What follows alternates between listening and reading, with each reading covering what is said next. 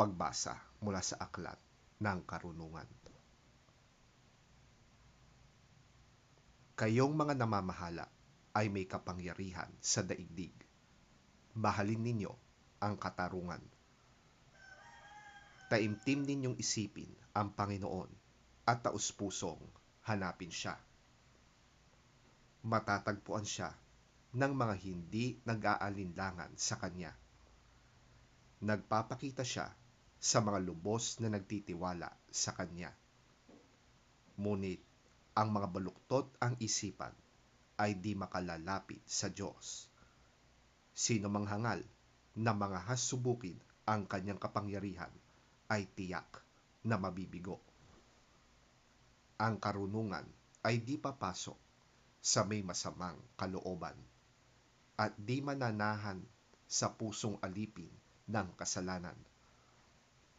Ang tunay na nagpapakabanal ay umiiwas sa mga manlilinlang. Lumalayo siya sa lahat ng nagpapahayag ng kahangalan at di niya matitiis ang anumang pang-aapi o kawalang katarungan.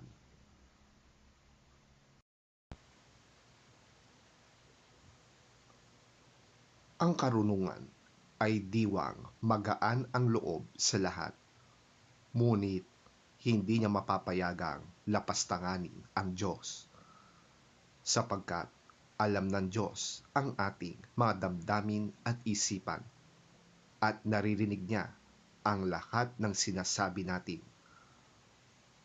Ang Espiritu ng Panginoon ay laganap sa buong sanlibutan, at siya ang nagpapanatili sa lahat ng bagay, kaya alam niya ang bawat katagang sinasalita ng bawat nilalang.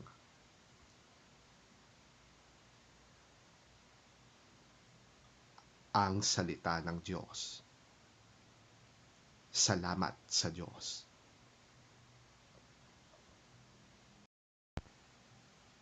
Ang mabuting balita ng Panginoon ayon kay San Lucas. Papuri sa iyo, Panginoon.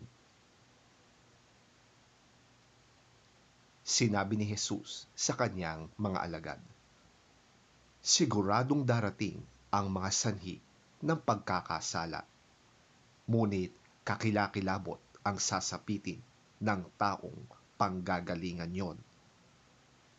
Mabuti pa sa kanya ang bitinan sa leeg ng isang gilingang bato at itapon sa dagat, kaysa maging sanhi ng pagkakasala ng sinuman sa mga maliliit na ito. Kaya't mag-ingat kayo. Kung magkasala sa iyo ang kapatid mo, pagsabihan mo, at kung siya'y magsisi, patawarin mo. Kung 7 ulit siyang magkasala sa iyo sa maghapon, at 7 ulit ding lumapit sa iyo at sabihin niyang, nagsisisi ako, kailangang patawarin mo siya.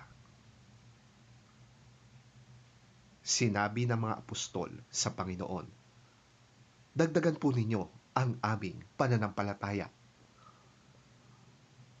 Tumugon ang Panginoon, kung ang inyong pananampalataya ay maging sinlaki ng butil ng mustasa, masasabi ninyo sa punong ito ng sikamoro, mabunot ka at matanim sa dagat, at susundin kayo nito.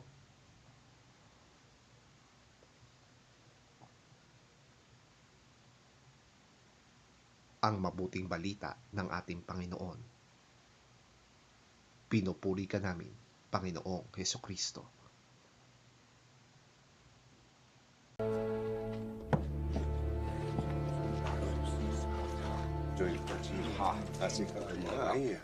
Jesus said to his disciples, things that cause people to stumble are bound to come, but woe to anyone through whom they come.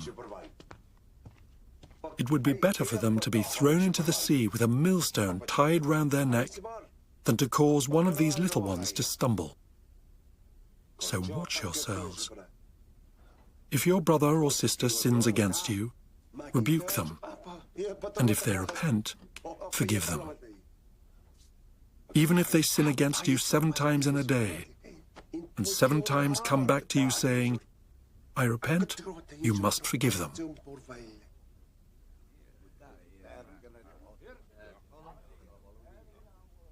The apostles said to the Lord, increase our faith. He replied, if you have faith as small as a mustard seed, you can say to this mulberry tree, be uprooted and planted in the sea, and it will obey you.